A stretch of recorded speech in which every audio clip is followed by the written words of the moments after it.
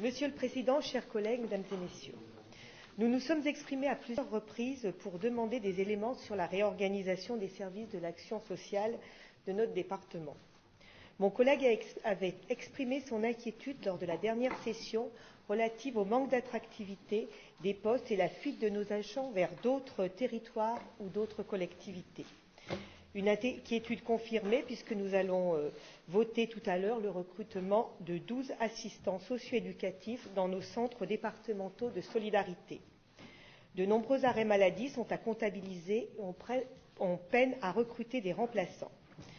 Nous avons été alertés par des agents qui sont dans certaines zones géographiques du département en sous-effectif, ce qui entraîne une surcharge de travail.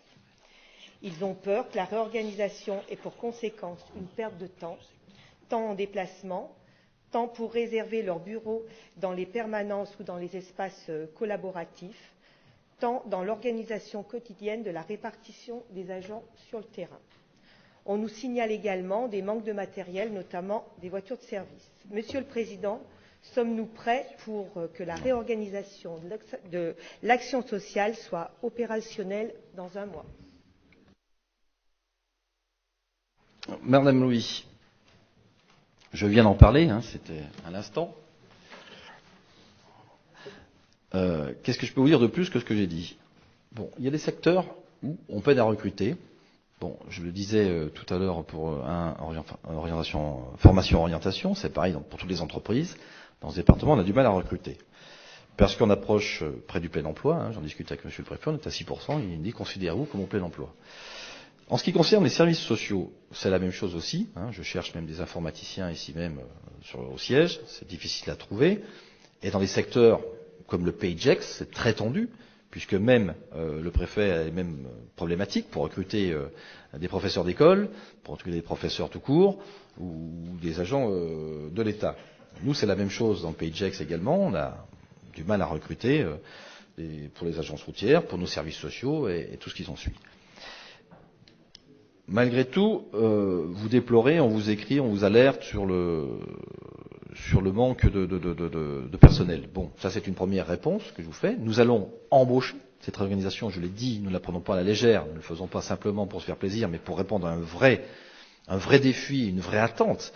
Et quelle est la personne ici aujourd'hui, dans un département qui a pris en 10 ans plus de 60 000 habitants, ne remettrait pas en cause un système qui date de plus de 20 ans? J'ai été pendant plus de 6 ans, toutes les semaines, à l'MDS de Nantua, dans mon canton. J'ai vu les dysfonctionnements, j'ai vu les demandes qui affluaient, et j'ai vu aussi que le personnel, notamment là-bas, n'était pas forcément en sécurité lorsqu'il recevait du monde. Donc tout cela, j'ai souhaité, avec Muriel Lugagiro, qu'on réorganise et qu'on mette d'aplomb tous ces systèmes. Aujourd'hui, je ne dis pas que la solution que nous apportons est la meilleure, mais en tout cas, elle mérite d'exister. Et encore une fois, je le dis et je le répète, tous les agents des services ont été reçus un par un, les cas particuliers, par Daniel Raffo, par Muriel Lugagiro et par nos services. Donc, toutes les demandes sont prises en considération. Encore une fois, je suis heureux de voir que le gros des demandes ait pu être réglé.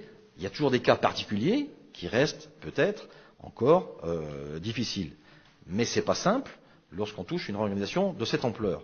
Et encore une fois, on va mettre tous les moyens en œuvre, en plus des moyens humains. Vous parliez qu'il manquait des véhicules, je vous l'ai dit tout à l'heure, nous allons renforcer, les véhicules sont commandés, donc ce n'est pas des promesses, c'est vraiment la réalité, ils seront arrivés à temps au 2 décembre. Les moyens avec les smartphones et également avec les ordinateurs seront déployés aussi, ils sont commandés, ils seront là à temps pour le 2 décembre. C'est la raison pour laquelle j'avais été très prudent. Je vous rappelle que cette réorganisation devait avoir lieu en septembre et j'avais, en concert avec Madame Lugagiro, demandé à ce qu'il soit reporté. Je préfère démarrer un peu plus tard, mais que tout soit bien en place pour une meilleure efficience possible, bien entendu. C'est donc ce que je souhaite. Je remercie les agents qui ont bien compris cela et qui acceptent, bien entendu, d'être encore plus performants auprès de l'usager. Et puis j'ai envie de dire, laissez les choses fonctionner. S'il y a besoin de modifier, on modifiera. Mais ne mettons pas de bâton dans les roues sur un système ou plutôt une organisation ambitieuse et nécessaire, encore une fois, aux plus fragiles de notre population.